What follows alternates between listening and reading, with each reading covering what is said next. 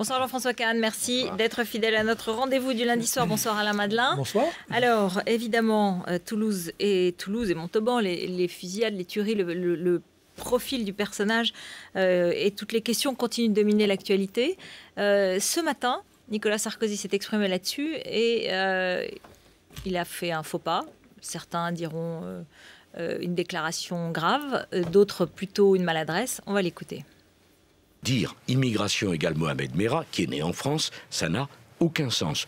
De même, je le rappelle, pour nos auditeurs, que les amalgames n'ont aucun sens. Je rappelle que 2 de nos soldats étaient, comment dire, musulmans, en tout cas d'apparence, puisque l'un était catholique, mais d'apparence, comme l'on dit, la diversité visible.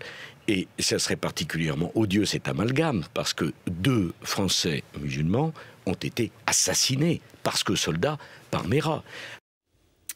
Voilà, cette phrase musulman d'apparence a suscité beaucoup de réactions, a choqué plusieurs personnalités de gauche notamment. Et comment vous la recevez? Je n'ai pas compris musulman d'apparence, j'ai compris maghrébin d'origine d'apparence, et le musulman est là pour faire la liaison. On n'est pas, si vous avez le droit d'être musulmane, moi aussi j'ai le droit d'être musulman, et ça ne se voit pas forcément sur notre visage, c'est une religion. Donc en l'occurrence, c'est une non-affaire.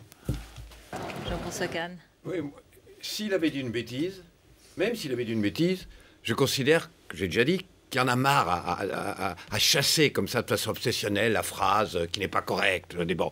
Mais en plus, je trouve que c'est une formulation plutôt heureuse.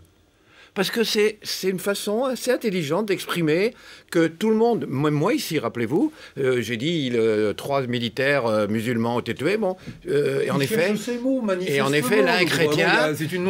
Et le fait qu'un chrétien arabe soit perçu comme musulman, oui, c'est quelque part le concept de musulman d'apparence. Donc je trouve que la polémique est ridicule, mais c'est intéressant parce que ça prouve, et Sarkozy n'y est pas pour rien d'ailleurs, que dans cette campagne électorale qui est conçue non pas comme une confrontation d'opinion, mais comme une guerre. Et il y est pour quelque chose. Là, il y est pour quelque chose. Eh bien, en effet, tous les coups sont permis, et ça, c'est insupportable.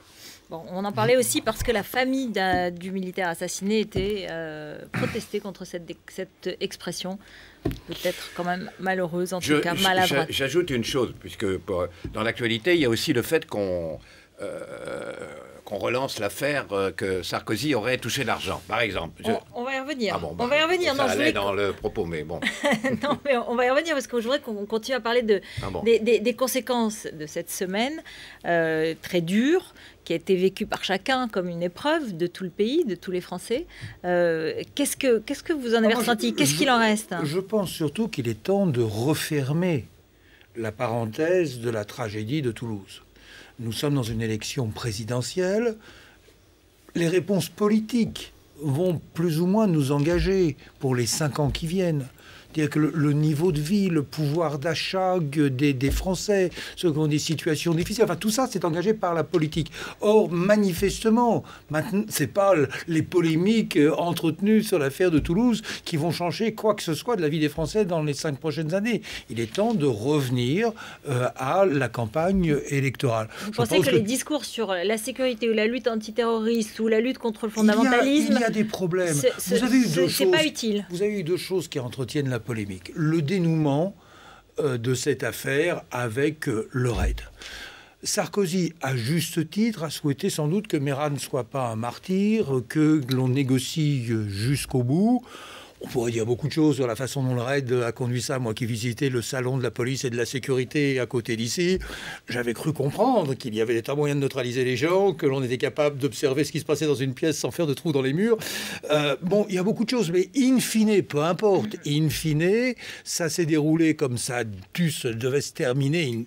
Et s'il n'était pas mort, Merah, quelle polémique nous aurions aujourd'hui sans doute sur la peine de mort.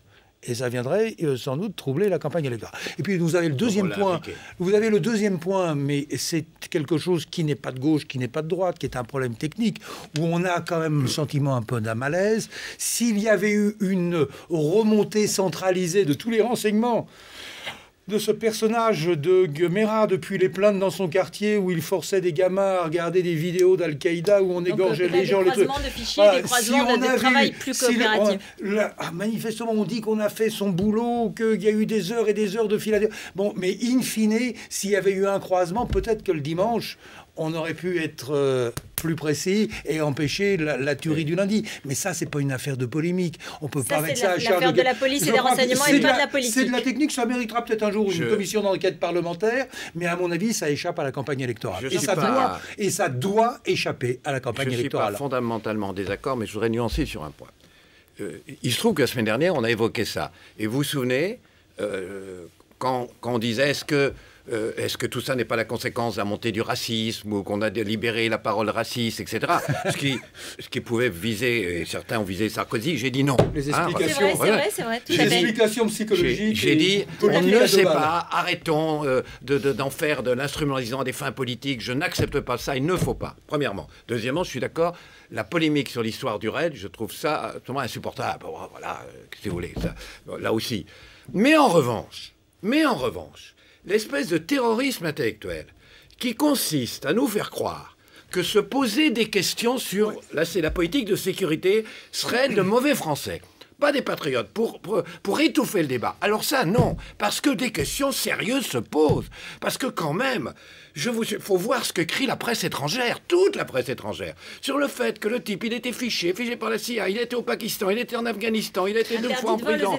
Les voisins, les portés plainte, il a été, etc. et tout. Mais est-ce que, franchement, alors moi j'interroge les gens.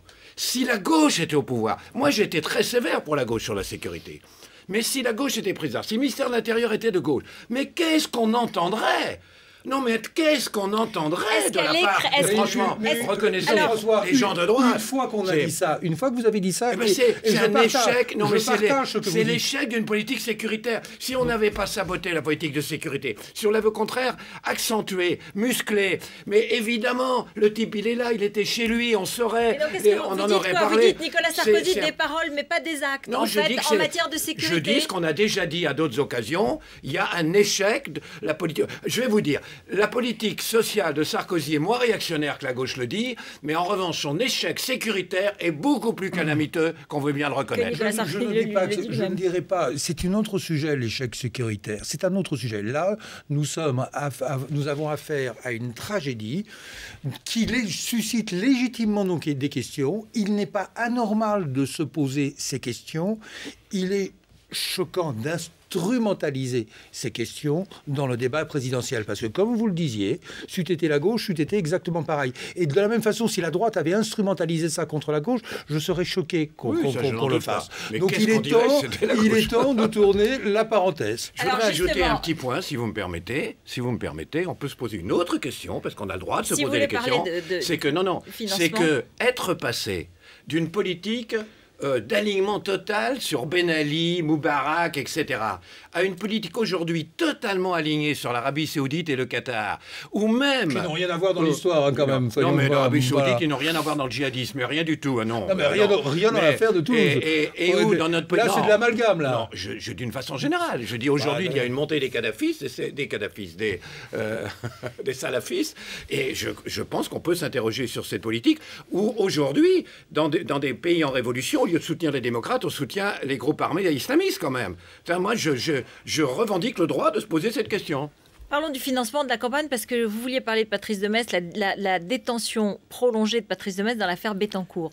C'est vrai, et ce soir, le Front National demande à Nicolas Sarkozy de s'expliquer sur le financement de sa campagne 2007, après les articles portant sur le versement d'argent liquide venant de la famille Bettencourt. Non, mais moi, je vais vous dire, très brièvement...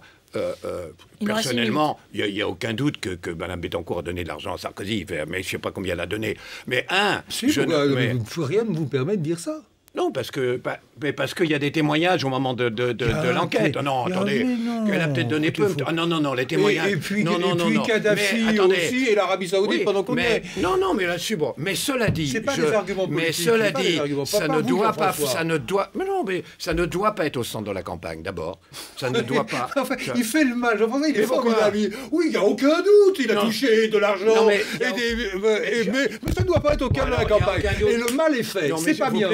Allez au bout de votre idée. Il n'y Allez, a vous aucun tous. doute que Mme Bettencourt, vous savez très bien, au moment de l'affaire, par exemple, a donné de l'argent à Wörth, etc. Mais je dis, je ne sais pas combien a donné, je dis que ça ne doit pas, aucun scandale ne doit être au cœur de la campagne. J'ajoute une chose, que même si Mme Bettencourt a donné une somme folle à Sarkozy, et que je trouvais que son bilan était bon, je m'en foutrais complètement. Eh ben Complètement. voilà. Eh ben voilà.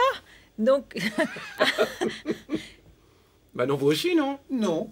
Quoi? Non, je ne m'en foutrais pas. De la même façon que je trouve qu'il est intéressant pour l'histoire de savoir que la famille Bettencourt a historiquement davantage financé Mitterrand à une certaine oui. époque. Ceci est indiscutable. Alors, vous dites des choses que Non, vous ne mais savez c'était- pas. mais- Eh ben, vous avez raison. Mais ceci est historique. S'agissant de Sarkozy, je trouve que c'est un amalgame. Et je n'aime pas ce qu'a dit Marine Le Pen. Je n'aime pas ce qu'a dit Hamon avec leur concours de boules puantes. Oui, je n'aime pas ce je que suis dit d'accord tout avec vous. Paris en ce moment sur le fait qu'au second tour, on sortirait, soi-disant, les notes faramineuses de restaurant de M. Hollande. Je trouve qu'il est temps que ça s'arrête et Oui, qu'on je suis revienne d'accord au avec vous. vrai débat. merci Ni beaucoup. qu'on met en On le examen fera la tout à- semaine prochaine, ni qu'on lundi mette en prochain. examen Merci. DSK tout à coup aujourd'hui. Merci à tous les deux. À lundi prochain. Tout de suite, c'est le 20h de la Marche.